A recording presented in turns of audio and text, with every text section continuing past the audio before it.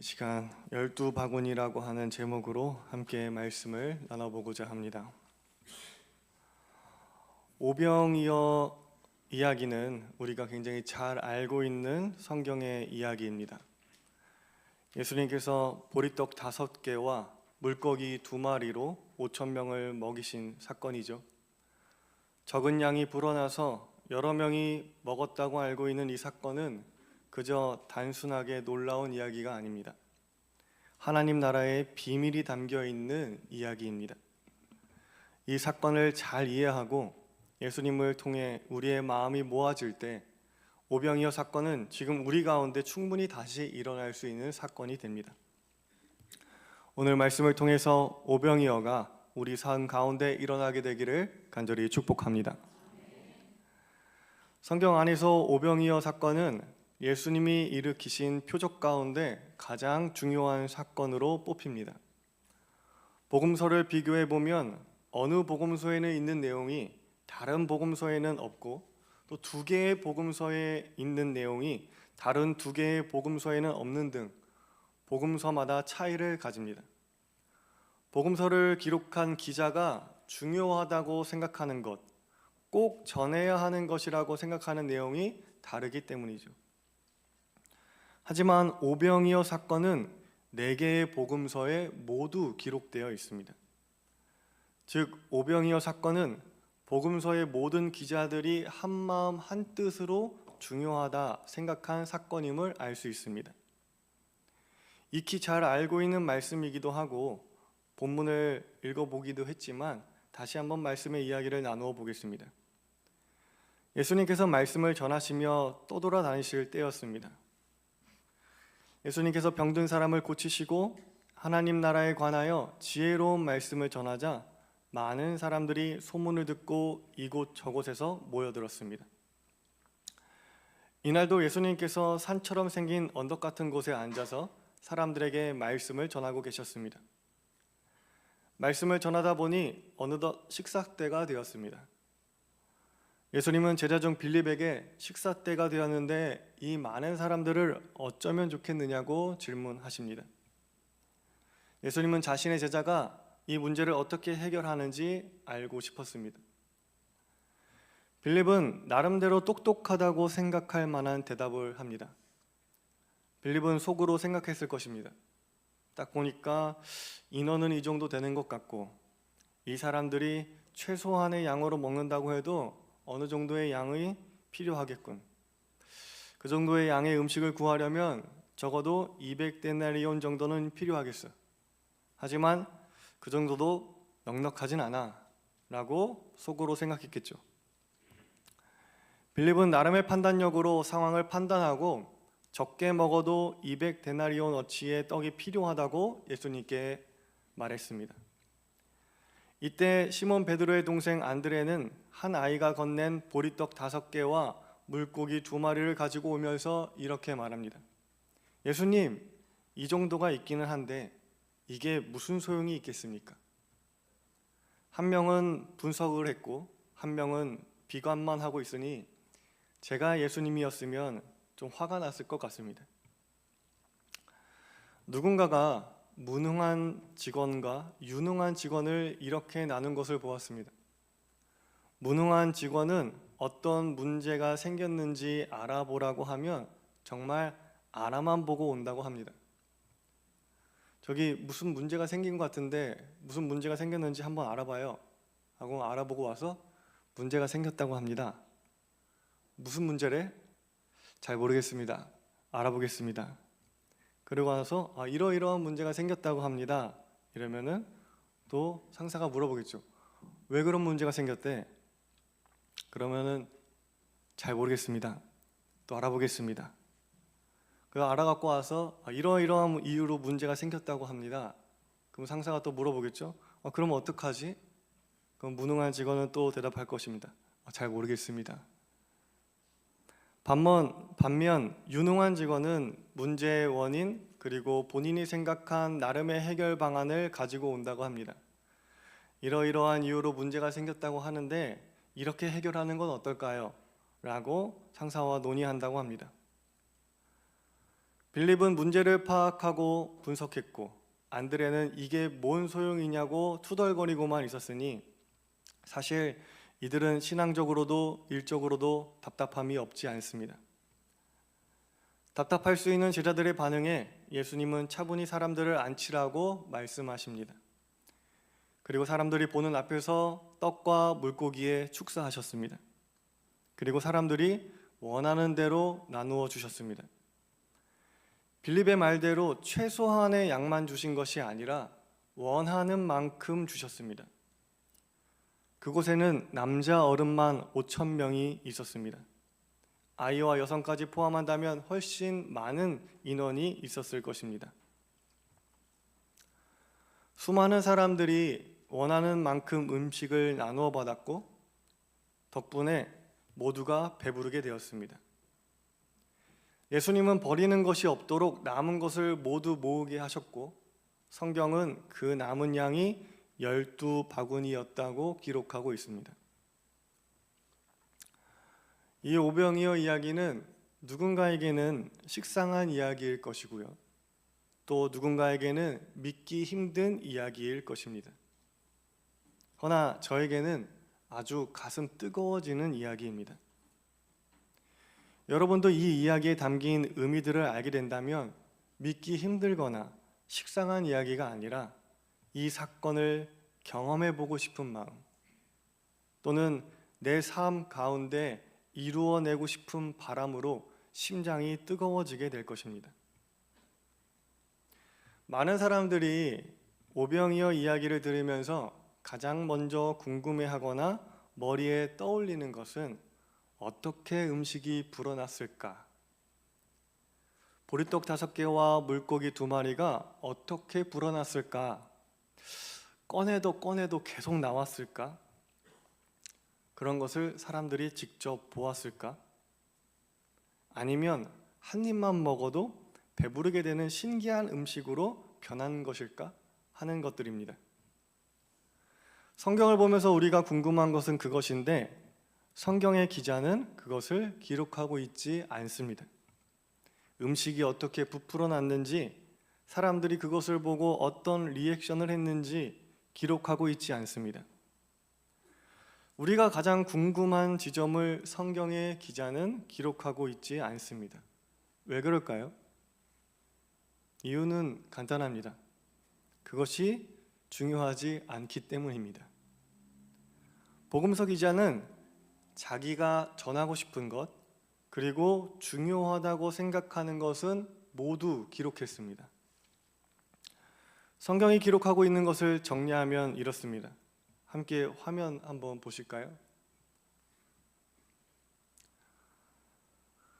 성경이 기록하고 있는 내용은요, 첫 번째 5,000명이 넘는 사람들이 있었다는 것입니다.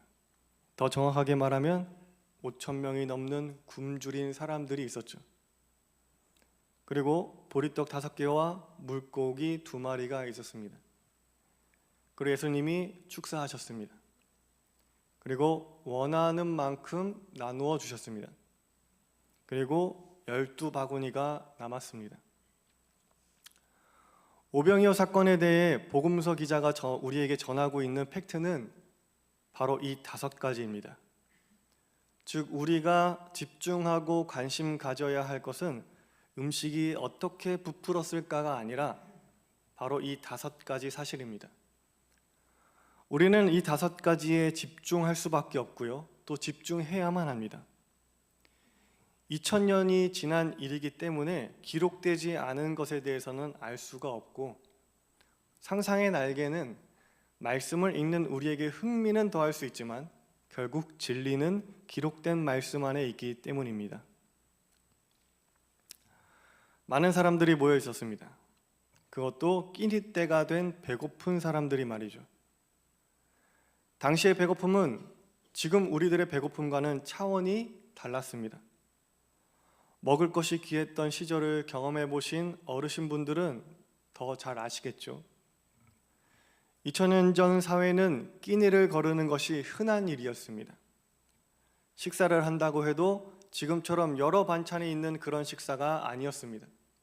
그저 겨우 배를 채우는 정도였습니다.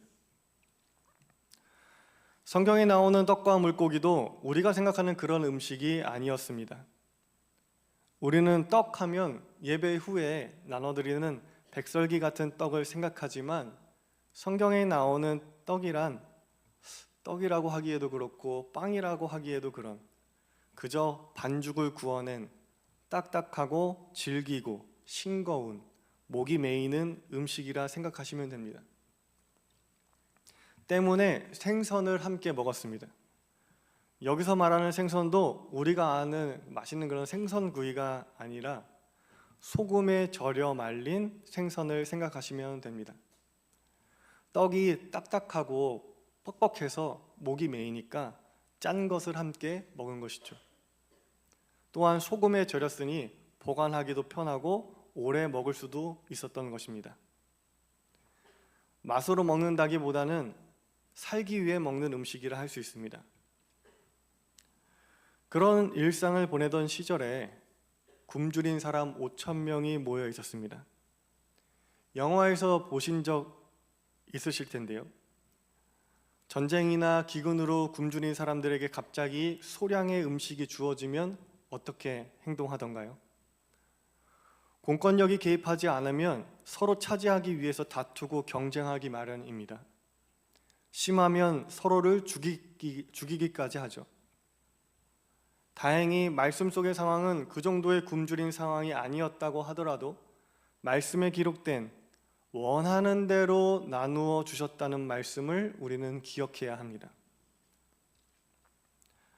예수님은 그저 주어진 음식을 축복하셨습니다. 그리고 나눔에는 개입하지 않으셨습니다. 잔소리하지도 않았고요. 적당히 가져가라고 눈치를 주지도 않았습니다.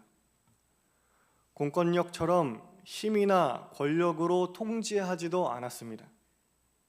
원하면 원하는 만큼, 달라면 달라는 만큼 나누어 주셨습니다. 굶주림이 일상인 사람들에게 원하는 만큼, 필요한 만큼 나누어 주셨습니다. 그런데 놀라운 일이 일어났죠. 12바구니가 남았습니다. 굶주린 5,000명이 넘는 사람들이 음식을 나누어 먹었는데 음식이 남았습니다. 우리가 한 가지 알아두어야 할 것은 성경에서 12라는 숫자, 12바구니 남았잖아요. 이 12라는 숫자는 상징적 의미를 가진다는 것입니다. 12라는 숫자는 성경 전체에서 자주 등장하죠. 대표적으로 12지파, 12제자가 있고요. 모세가 정탐꾼을 보낼 때도 12명이었습니다. 솔로몬은 이스라엘을 통치할 때 12장관을 세웠고 마병도 12,000명을 두었습니다. 성전 앞에 세웠던 두 기둥은 12규빗이었습니다. 바빌론 포로기에서 돌아올 때 에스라는 12명의 제사장을 세웠습니다. 신약에서도 12라는 숫자는 자주 등장합니다. 특히 계시록에 자주 나오죠. 12개의 문, 12진주, 12천사, 우리가 잘 알고 있는 인침을 받은 14만 4천 명이라는 숫자도 12,000명을 12개의 지파 12로 곱한 수의 결과입니다.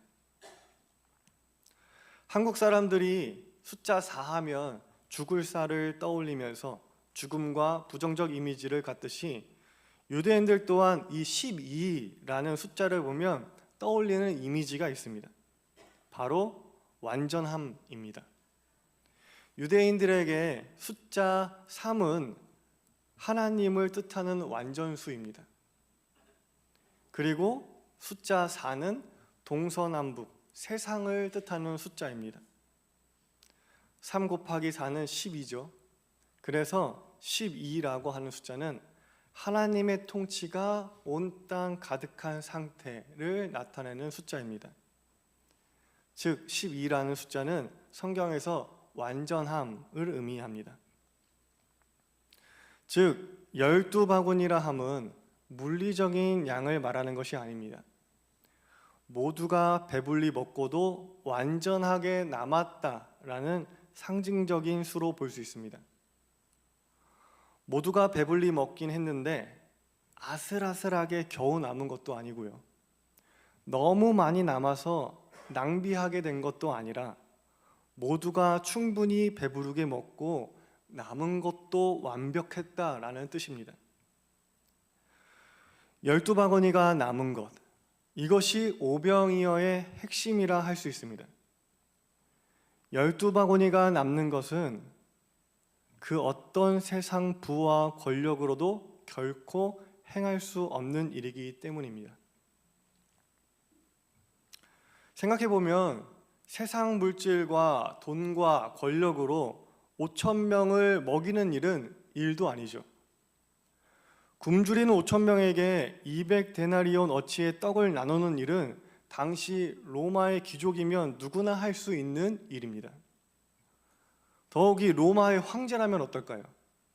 황제에게는 그 정도 일은 정말 일도 아닌 일이죠. 더 많이 나누어 줄 수도 있고요. 더 많은 인원에게 나누어 줄 수도 있습니다. 허나 세상 그 어떤 권력자도 굶주린 이들에게 원하는 만큼 원대로 나누어 주고도 12바구니가 남게 할 수는 없습니다. 원대로 가져가라. 그렇게 하면 로마 황제가 가진 전 재산도 부족할 것입니다. 원대로 먹고 모두가 배부르고 12바구니가 남는 일은 오로지 예수님을 통해서만이 일어날 수 있는 일인 것입니다. 저는 종종 경험합니다. 꼭 먹는 것에서만 오병이어의 기적이 일어나는 것은 아닙니다. 저는 오랫동안 재정이 그리 넉넉하지 않은 교회에서 사역을 했는데요. 그리고 재정이 넉넉할 때도 수련회를 호화스럽게 가는 것을 좋아하지 않는 편입니다. 선생님들 또 청소년, 청년들의 원망을 감수하면서라도 굉장히 열악한 환경으로 가는 것을 선호하는 편입니다. 뭐 하나 사러 가려고 해도 차 타고 막 10분 정도 나가야 되고 스마트폰도 잘 안 터지는 그런 시골이나 산속을 선호합니다. 혹시나 이번 청년부 수련회도 그런 곳으로 가는 것으로 오해하실까봐 미리 말씀을 드리자면, 이번 수련회는 제가 그동안 청년들을 너무 고생시키기도 했고 또 때마침 안수 집사님 한 분을 통해서 저희 청년들이 스킬을 배울 수 있는 좋은 기회가 생겨서 그동안의 수련회보다는 좋은 곳으로 가게 되었습니다. 물론 올 겨울이 지나고 여름이 되면 또다시 산골짜기로 가지 않을까 싶은데, 아무튼 우리 사랑하는 청년부들이 수련회 잘 다녀올 수 있도록 기도 부탁드립니다. 사실 교회 수련회를 5성급 호텔로 가면 얼마나 좋을까요? 그렇죠? 끼니마다 뷔페 먹고 호텔 수영장에서 수영하고 저녁에는 유명한 CCM 사역자들을 모셔다가 함께 집회하고 이러면 안 좋다고 하는 사람 없겠죠. 허나 그렇게 돈으로 좋게 하는 것은 누구나 할 수 있는 것이죠. 그리고 더욱 분명한 것은 그렇게 좋은 시설에서 좋은 환경에서 수련회를 한다고 그것이 은혜 가득한 수련회를 보장하지는 않는다는 것입니다. 저는 돈으로 만든 좋은 수련회가 아니라 예수님을 통한 좋은 수련회가 되는 것을 꿈꾸고 있습니다. 그리고 여러 번 경험해 보았습니다. 세상 사람들이 봤을 때는 후지다 할 만한 장소에서 수련회를 해도요, 또 호텔 뷔페는 아니어도 부족할지라도 권사님들께서 정성껏 해주시는 음식을 먹으면서, 또 아니면 아이들이 직접 음식을 해 먹으면서 수련회를 해도 아이들의 마음에 예수님이 임하면 아이들은 좋았다고 합니다. 가족들끼리 여행 갈 때는 조금만 불편해도 투덜거리던 아이들이 너무나 만족해하곤 합니다. 갈등과 다툼의 요소들이 웃음의 요소가 되고요, 화목의 요소가 됩니다. 불편함이 낭만이 되고요, 모든 것이 추억거리가 되죠. 예수님이 임하시면 사랑과 추억이라는 12바구니가 남게 되는 것입니다. 가정 안에서나 교회 안에서나 마찬가지입니다. 그리고 이 세상 또한 마찬가지입니다. 가정 안에 가족 모두가 자신의 원함을 채우고 가족 모두가 배부르게 되기 위해서 우리는 무엇이 필요하다고 생각하죠? 교회의 모든 성도가 자신의 원을 채우고 교회 모두가 풍족해지기 위해서 우리는 무엇이 필요하다고 생각하죠? 세상 모든 사람들이 배부르게 되기 위해서 우리는 무엇이 필요하다고 생각하죠? 우리는 항상 더 많은 음식, 더 많은 물질이 필요하다고 생각합니다. 하지만 과연 돈이 없어서, 음식이 없어서, 지금도 지구 반대편에서는 누군가는 굶어 죽고 주사 한 방이면 나을 수 있는 질병에 목숨을 잃어가고 있는 아이들이 있는 것일까요? 그렇지 않습니다. 우리가 항상 부족하고 항상 결핍되어 있는 이유는 모두가 배부르지 못하고 누군가는 항상 굶주리고 있는 이유는 부족해서가 아니라 부재하기 때문입니다. 물질이 부족한 것이 아니라 예수님이 부재하기 때문입니다. 예수님이 우리 가정 안에 계시지 않으면, 우리 교회에 계시지 않으면, 예수님이 이 세상 가운데 계시지 않으면 아무리 많은 양의 음식이 있다고 하더라도 우리는 결코 배부를 수 없습니다. 예수님이 우리 안에 계시지 않으면 우리는 아무리 가져도 아무리 쌓아도 항상 배고프고 항상 부족합니다. 예수님이 계시지 않으면 나는 배부를 수 있어도 나의 배부름으로 누군가가 굶주리게 되는 이 비극은 끊이지 않습니다. 예수님이 계시지 않으면 많은 양의 양식은 12바구니라는 완벽함이 아니라요, 오히려 분열과 갈등, 폭력이라는 상처만을 남기게 될 것입니다. 때문에 우리는 5,000명을 먹이기 위해 200데나리온이 필요하다는 분석을 하기 이전에, 가진 것이 보리떡 5개와 물고기 2마리 뿐이라는 불평을 하기 이전에 내 안에 예수님이 계신지 나 자신을 먼저 돌아보아야 할 것입니다.